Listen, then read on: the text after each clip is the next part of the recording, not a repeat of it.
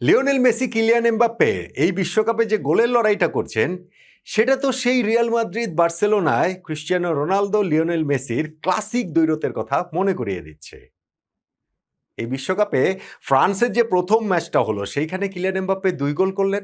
বিশ্বকাপে তার আগেই ১২ গোল ছিল, সঙ্গে ২ গোল যোগ হয়ে ১৪ গোল হয়ে গেল। ১৬ গোল নিয়ে সিংহাসনে ছিলেন যে মিরোস্লাভ ক্লোজা, তার আরেকটু কাছাকাছি চলে আসলেন।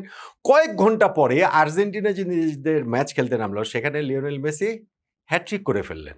১৩র সঙ্গে ৩ যোগ করে ১৬ গোল নিয়ে তিনি মিরোস্লাভ ক্লোজার পাশেই বসে গেলেন।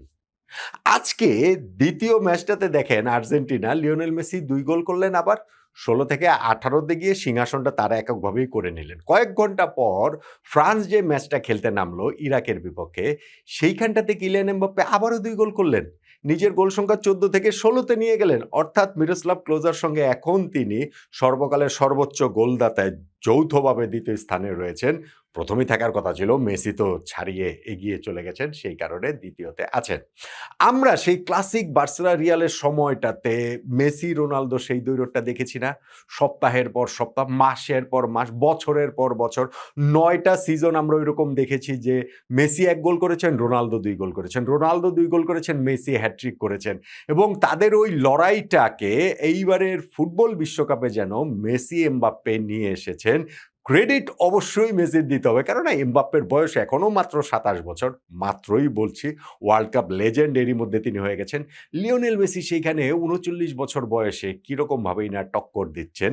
গোল্ডেন বুটের লড়াইটাতে মেসি অবভিয়াসলি এগিয়ে রয়েছেন ৫ গোল করে। কিন্তু কিলিয়ান এমবাপ্পেও ৪ গোল করে বুঝিয়ে দিচ্ছেন যে গতবার যে এই গোল্ডেন বুটটা তিনি জিতেছেন, সেইটা তিনি ছেড়ে দেবার জন্য মোটেই প্রস্তুত নন। আজকে ফ্রান্স ইরাকের বিপক্ষে ৩-০ গোলের একটা জয় পেয়েছে, প্রত্যাশিত জয় পেয়েছে। সেই জয়টা আরো বড় হতে পারত।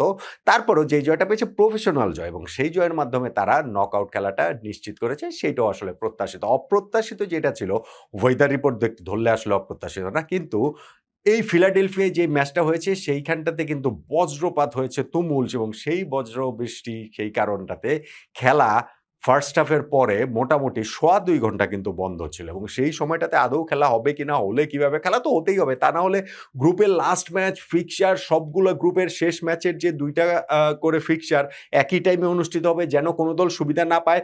ফলে এই ম্যাচটা যদি স্থগিত হয়ে যায় বা পরে নিয়ে যায়, কিভাবে কি করবে, পুরো একটা এলোমেলো অবস্থা তৈরি হয়ে যাওয়ার মতো আশঙ্কা ছিল।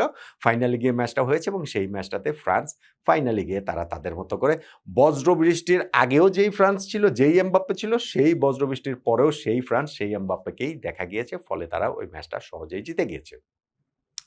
ফ্রান্স বিশ্বকাপে নিজেদের প্রথম ম্যাচটাও জিতেছিল সেনেগালের বিপক্ষে। তবে সেই দিন ফার্স্ট হাফটাতে স্পেশালি ফ্রান্সের পারফরম্যান্সটা আপ টু দ্য মার্ক ছিল না। এই ম্যাচটাতে ইরাকের বিপক্ষে ফ্রান্সের তাই নিজেদের আরেকটু ভালোভাবে খুঁজে পাওয়ার উপলক্ষ ছিল, এবং সেটা তারা খুঁজে পেয়েছে। কিলিয়ান এমবাপ্পে অবশ্য ওই ম্যাচেও দুর্দান্ত ছিলেন, এই ম্যাচেও দুর্দান্ত। এখানটাতেও ফার্স্ট হাফে তিনি যে গোলটা করেছেন, মাইকেল ওলিসের কাছ থেকে বলটা পেয়ে বক্সের বাইরে থেকে বাম পায়ের একটা বুলেট গতির শট করেছেন, যেটা ঠেকানোর সামর্থ্য আসলে ইরাকের গোলকিপারের ছিল না। আর ওই এক গোলেই ফার্স্ট হাফটা শেষ হয়। বজ্রপাতের কারণে পুরো স্টেডিয়ামই খালি করে ফেলা হয়, দর্শকদের নিরাপদ স্থানে সরিয়ে নিয়ে যাওয়া হয়। এইটা হচ্ছে গিয়ে ওই সতর্কতা। কেননা হচ্ছে খোলা স্টেডিয়ামে খেলা হলে ওই ফিলাডেলফিয়ার ওয়েদারের তাদের ওই রিপোর্ট অনুযায়ী ওই সময়টা এরকম খালি করে ফেলতে হয়। ফাইনালে গিয়ে সোয়া ২ ঘন্টা পর যখন ম্যাচ শুরু হয়েছে, তখন এমবাপ্পে তার সেকেন্ড গোলটা পেলেন। সেইটা অবশ্য ইরাকের ডিফেন্সের ভুলে বলটা যে পেয়ে গিয়েছিলেন, এবং দেমবেলে পাসটা স্কোয়ার করেছিলেন এমবাপ্পেকে, এবং তিনি সুন্দর একটা প্লেসিং শটে গোল করলেন।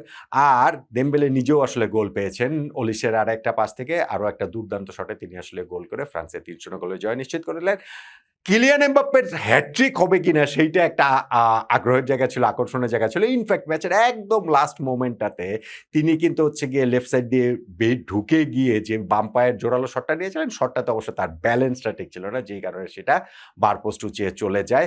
ওইটাই ছিল তার লাস্ট অ্যাকশন। তারপরেই তাকে আসলে নামানো হয়। কিন্তু ফ্রান্স সেক্ষেত্রে সহজ জয়টাই আসলে নিশ্চিত করে নকআউট পর্বে ওঠাটাও নিশ্চিত করে ফেলেছে। কিলিয়ান এমবাপ্পে এবং লিওনেল মেসির যে দ্বৈরথটা আমরা দেখতে পাচ্ছি, আমরা জানি না ওয়ার্ল্ড কাপে এই যে সর্বকালের সর্বোচ্চ গোলদাতায় ১৬ গোল করে যেটা মিরোস্লাভ ক্লোজা ছিলেন, সেই রেকর্ডটা যে এই ওয়ার্ল্ড কাপে ভেঙে যাবে, এটা আমরা সবাই ভেবেছিলাম। মেসি ১৩ গোলে ছিলেন, এমবাপ্পে ১২ গোলে ছিলেন, রেকর্ডটা তো ১৬ গোলের ক্লোজারটা ভেঙেই যাবে। কিন্তু প্রথম ২ ম্যাচ শেষেই যে এই মেসি এমবাপ্পে এরকম তাণ্ডব শুরু করে দিবেন, সেইটা হয়তো অনেকের এক্সপেকটেশনের মধ্যে ছিল না, স্পেশালি মেসির ব্যাপারটা। ফাইনালি গিয়ে কোনো এক সময় হয়তো বা এই ওয়ার্ল্ড কাপে সর্বকালের সর্বোচ্চ গোলের রেকর্ডটা কিলিয়ান এমবাপ্পেরই হবে, কেননা তিনি 2018, 2022 এটা তার থার্ড ওয়ার্ল্ড কাপ, বয়স মাত্র 27 বছর, আরও অনেক ওয়ার্ল্ড কাপ খেলার সুযোগ তার সামনে রয়েছে। মেসির হয়তো এটাই লাস্ট চান্স, কিন্তু স্টিল সেইটা পরেরটা পরে এই ওয়ার্ল্ড কাপেই যে দৈরতটা কোথায় চলে যায়, কোন জায়গাটাতে নিয়ে রাখেন, সেই ক্লাসিক মেসি রোনালদো দৈরতটা যেহেতু মেসি এমবাপ্পে মনে করাচ্ছেন, গোল্ডেন বুটের এই লড়াইটাও কিন্তু শুরুতেই একেবারে জমজমাট হয়ে উঠছে। মেসি এমবাপ্পের মধ্যে গোল্ডেন বুট জিতবেন কে? আপনার বাজি কার পক্ষে?